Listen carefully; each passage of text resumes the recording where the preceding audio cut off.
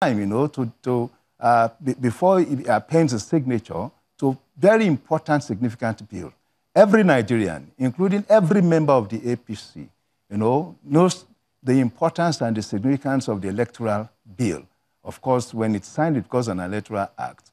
And to that extent, we also believe that it is not just enough to sign a corrupt bill, into an act. And we all become bonded, become enslaved, to whatever would have been the machination of the people who, in the first instance, put the bill together. So I continue to encourage the president to be more fortuitous, to be more careful in determining what kind of bill he wants to sign into law.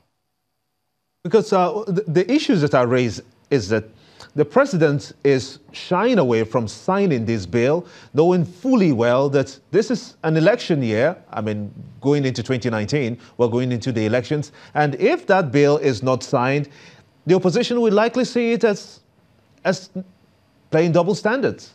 Why wouldn't we have the president sign? You say that the president, you don't know what he will do when he returns, but isn't it upon the president to sign this bill to set a level playing ground for just about every other party? What is clear is that we have a president that does things within the confines of transparency and integrity. The times he had rejected the electoral bill as forwarded, he returned the bill with explicit suggestions. He returned the bill with proper explanation of why he is refusing to sign. If tomorrow he returns and he decides not to sign, Nigerians, of course, will be availed of every reason why he is not signing. And of course, I believe that this president is beyond manipulation. He has shown since 2015, in all the elections that had held, that is beyond manipulation, that is beyond partisanship when it comes to election. And he had assured Nigerians, he had assured the international body that are interested in the electoral value chain in Nigeria, that we President, if I may come in again, no one is putting the president's integrity under question here. What people are saying, in addition to your submissions, which I would like to also say that no one is saying that Mr. President's integrity is under question here, is that perhaps the president has got genuine concerns about the card reader. Is that the case? Yes. Can I come in? No. This question I'm asking Mr. Akinsiju. Does the president, I'm asking you, Mr. Akinsiju. To explain. He raised the issues. No, hold on. Mr. Akinsiju, do you have concerns, or should I say now, the president, does he have concerns about the card reader as a result has not been able to properly scrutinize and look into the amendment of the Electoral Act with a view to signing it? Well, the president is a major advocate of technology, in the application of technology in the electoral process. And to that extent, and I think he's also a major beneficiary of it. And at different public fora, he had made this known, that he acknowledges and appreciated the fact of the introduction of technology, card reader and all, in the 2015 election. And that going forward, he is going to enhance, and of course, advance the push of technology in our elections. So I don't think there's any bother about that. Of course, nobody had come forward, to traduce whatever the president has said on the deficiencies of the bills sent to him earlier. The National Assembly had even gone forward to appreciate and acknowledge the suggestions by the president, and of course aligned those suggestions back into the bills, as it were. So if he comes back, I am very sure that the president will make an explanation, on why he's refusing, if he refuses to sign, on why he has refused to sign the bill. Mr. Galadima, you wanted to explain something. You wanted to react to what Mr. Akinsiju has said. Well, first of all, let me establish one fact, that the president is not going to sign the bill by tomorrow, because he wouldn't even be in the country He will be coming back on Thursday. That one now forecloses his signing of the electoral bill into law. Having said that, Mr. Akinsiju has spoken about integrity, about intentions. These are no issues.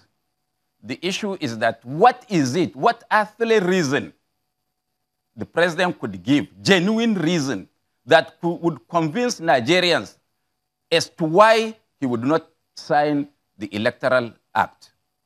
And I want to say, maybe he's a stranger to this, he does not understand, or he has not come, he has not been in this game for a long time. We were the president's men. We know him more than anybody in the political environment in Nigeria. Now, the bill was sent to the president 3 times. This is the 4th time he returned it and made observations. The observations were addressed. But the last time he sent back the bill, the Attorney General of the Federation, who is the chief law officer, sat down with the members of the Electoral Committee in the National Assembly and looked at all the president's observations and addressed them and sent it back to him. As man of honor and as a statesman, he does not need to question the integrity of his Attorney General. And we know that he is under pressure by a certain group of people who think that they cannot win election and opined that if they lose, what would befall them? Therefore, and these are the people who wrote results against Mr. President himself in 2007.